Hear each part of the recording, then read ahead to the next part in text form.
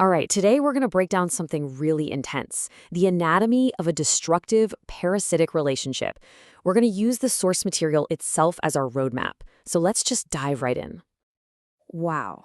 Right from the get-go, the source material hits you with this incredibly stark, painful idea. It really sets the stage for everything that follows. Think about that for a second. When the ones you love are the ones that ruin you. That's the core conflict we're about to explore. So let's get into the first stage of this story, what the text calls the corruption of control. This is all about that initial phase, the seduction, where things start to get really weird and disorienting for our narrator. And this line just perfectly captures that initial confusion, doesn't it? You got me chasing rabbits down black holes.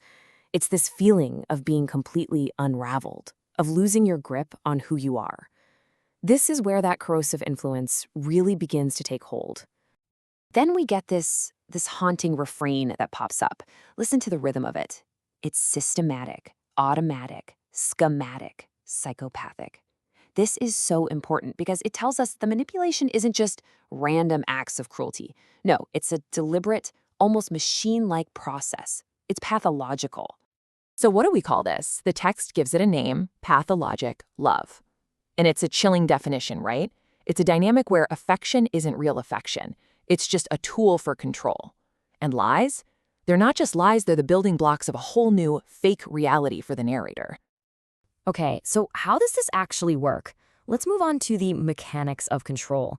We're going to look at the specific methods the parasite uses to really dig its claws in and deepen that hold.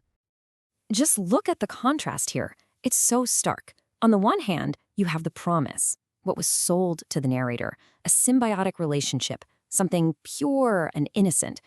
But then you look at the reality, and it's an infection. It's a disease built on a lie that was never even spoken out loud. And this is where things got really twisted.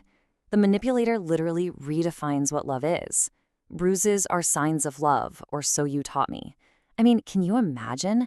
Pain becomes proof of affection. This is how violence gets completely normalized inside the relationship. The invasion was absolutely total. We're not just talking about controlling what someone does. The parasite gets inside their head, inside their body. It knows their pulse. It knows how to steal their breath. It even knows their every thought. It's such a deep, intimate, and frankly terrifying level of violation.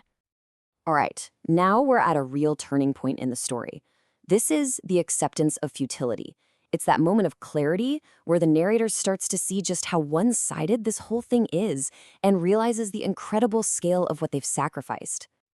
This timeline really paints a picture of the downward spiral. Look how it starts. Something as simple as a late-night message, right? Some lace and silk. But then it just evolves. First, coffee thrown in the face. And then, knives held above an altar.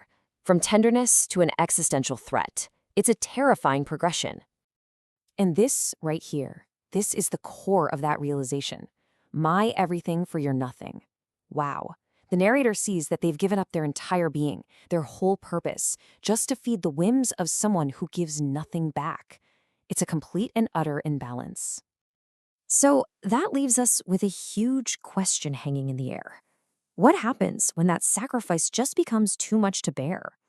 You see, accepting futility, that's not the end. It's not a passive state. It's the calm before the storm.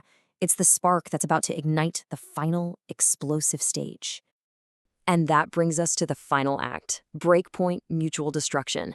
This is where the narrator finally breaks free. But here's the crazy part. They don't do it by running away. They do it by leaning in, by embracing the very same destructive logic that's been used against them.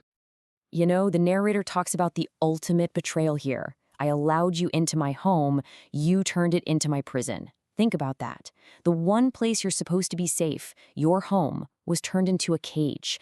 An invitation built on trust was twisted into a weapon of cruelty. And you can see the escalation so clearly here, step by step. The narrator tries to create distance, right? I placed highways between us. But what happens? First, guilt. That doesn't work. So then comes taunting with another victim.